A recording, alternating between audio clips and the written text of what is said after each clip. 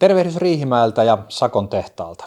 Tikka T3X on Pohjois-Euroopan ja oikeastaan koko Euroopan suosituin pulttilukkoinen kivääri. Tikan mallisto on erittäin laaja. Sieltä löytyy, kun yhdistellään kaliberit ja tukkivaihot ja piippumateriaalit, niin lähestulkoon 8000 erilaista variaatioa. Siitä on metsästäjä helppo valita sitten sopiva kivääri jokaiseen hyvinkin yksityiskohtaiseen metsästystarpeeseen. Meille virisi kuitenkin ajatus siitä, että koitetaan luoda tänne meille Suomeen semmoinen oma tikkamallisto, mikä palvelisi mahdollisimman hyvin metsästäjien spesifiä tarpeita, minkälaisissa jahdeissa he tykkää käydä. Esitellään yksi nyt näistä pelkästään Suomeen tehtävistä tikkamalleista ja meillä on tässä esittelyssä T3X Deerhunter. Aloitetaan täältä aseen perästä. Hyvin tärkeää oli meille alussa jo lähtökohtaisesti, että me saadaan tähän säädettävä poskipakka. Ihan sen takia, että ase tulee olla mahdollisimman monikäyttöinen ja me käytetään siinä todennäköisesti erilaisia tähtäimiä, niin tällä säädettävällä poskipakalla me saadaan aina tilanteeseen sopivan tähtäimen kanssa silmä heti asettumaan tänne optiselle akselille ja saadaan nopeasti syntymään sieltä kuva tähtäinlaitteesta sinne kohteeseen ja se on helposti sitten hallittavissa sen jälkeen se tilanne. Sitten jos vaihdetaan tähtäintä ajojahtityyppiseen tähtäimeen, me voidaan laskea tuo poskipakka alas, jolloin silmä siirtyy linjaltaan lähelle tätä piippua ja katsellaan sitten semmoisen matalalle asentuvan punapistetähtäimen läpi, niin edelleen homma toimii varsin moitteettomasti. Tullaan eteenpäin, tullaan tähän kahvalle. Me valittiin tähän tämmöinen vertical pistol grippi Tikan varusteesta, joka on vielä tällainen soft touch pinnotettu, mikä tarkoittaa sitä, että siinä on tämmöinen pehmeä kumipinta, se antaa erittäin hyvän pidon ja se on myös lämmin siellä kylmissä olosuhteissa, että jos ajatellaan, että valkohäntäpeuran jahti saattaa alkaa siellä plus 20 astetta, voi tätä nykyään olla lämmintä ja tammikuussa kun ammutaan viimeisiä isoja 10-piikkisiä pukkeja, niin voidaan olla siellä miinus 30 asteen pakkasessa, niin siinä kytätessä niin osaa arvostaa sitä, että on hieman lämpimämpi ja toi kahva, mistä pitelee kiinni. Seuraavaksi siirrytään tähän liipasimelle. Tikan laukaisukoneisto on tunnettu herkkyydestä ja tunnokkuudesta ja erittäin laadukkaasta laukaisutuntemusta.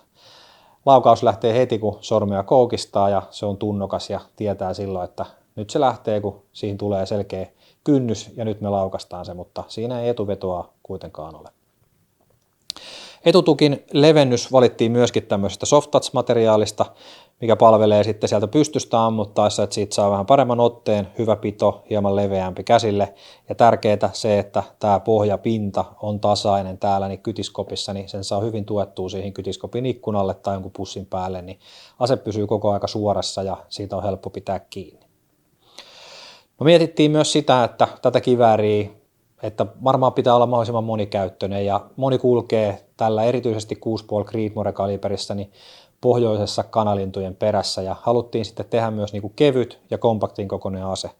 Valittiin piipun mitta 20 tuumaa ja tällainen uritettu piippuprofiili, mikä ottaa sitä painosta, toki ei kiloja, mutta joitain tärkeitä grammoja pois ja tekee myös semmoisen jutun, että kun siinä on vähän enemmän pintaa kuin tämä uritus on, jos käy radalla paljon, niin ampuu nopeita sarjoja tiuhaan tahtiin, niin piippu ei kuumene niin paljon, taikka kuumenee, mutta tästä haihtuu lämpö sitten paremmin, kun siinä on enemmän sitä pinta-alaa ja helpottaa myös sitten tähtäimen käyttöä sillä, että lämpö väreilyy tähän eteen, ei tule niin paljon, niin tähtäinkuva pysyy sitten koko ajan kirkkaana.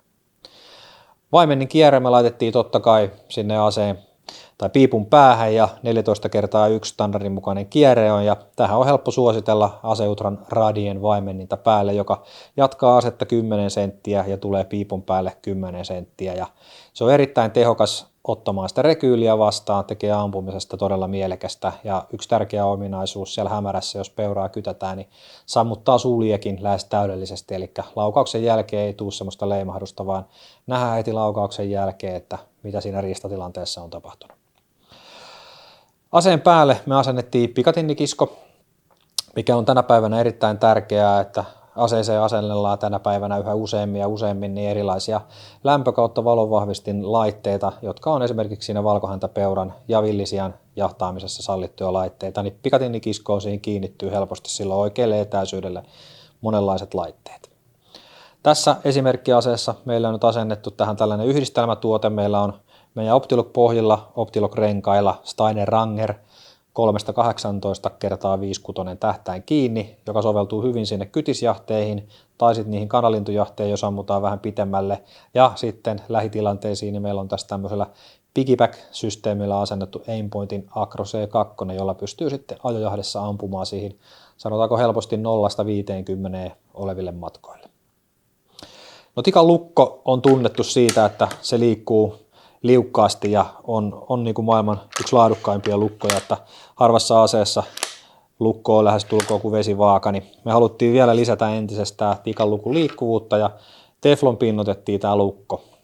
Tämä on tuttu muutamasta meidän muusta mallista, mutta otettiin se ominaisuus nyt tähän käyttöön ja tekee lukosta sitten todella liukkaan ja sitten äänettömän siellä passissa, jos tarvii operoida lukkoon, niin tämän saa kulkemaan mahdollisimman hiljaa.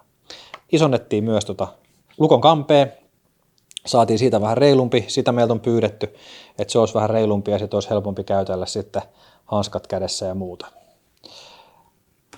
Lippaana meillä on täällä tämmöinen musta polymeerilipas ja näitä saa sitten eri kokoisia hankittua, eri värisiä, että voi vähän piristää tätä omaa Tikan ulkonäköä ja lipas kiinnittyy tänne pohjaan helposti selkeästi naksahtaen, niin se pysyy siellä kiinni ja meillä on täällä tällainen risuvarme, niin että ensin pitää tuommoista pientä vipua painaa ja sitten sen jälkeen lipas vapautuu sieltä.